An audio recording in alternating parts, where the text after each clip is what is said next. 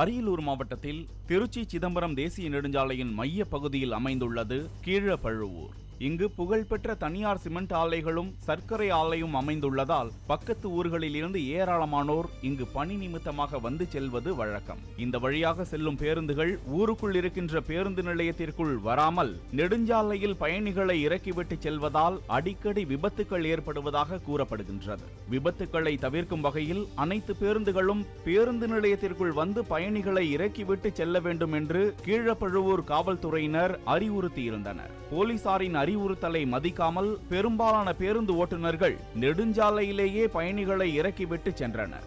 சம்பவத்தன்று கீழப்பழுவூர் ஊராட்சி மன்ற தலைவர் தனலட்சுமியின் கணவர் மருதமுத்து மற்றும் அப்பகுதி மக்கள் பேருந்துகளை மறித்து பேருந்து நிலையத்திற்குள் சென்று வரும்படி கூறினர்.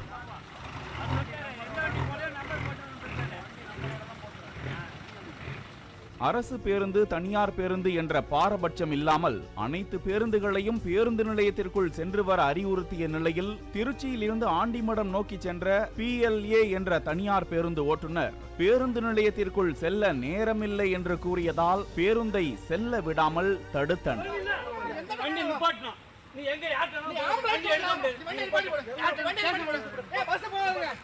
பேருந்தை சாலையின் குறுக்காக மறித்து நிறுத்திய ஓட்டுநர் கீழே இறங்கி மருதமுத்து குழுவினருடன் வாக்குவாதம் செய்த நிலையில் அந்த பேருந்தில் பயணித்த மற்றொரு ஓட்டுநரான குமார் என்பவர் ஆபாசமாக பேசியதால் கைகலப்பு உருவானது. இருதரப்பினரும் ஆபாச வார்த்தைகளால் ஒருவரை ஒருவர் திட்டிக் கொண்டு குமாரை சூழ்ந்து நின்று தாக்கியதால் அங்கு பரபரப்பு ஏற்பட்டது.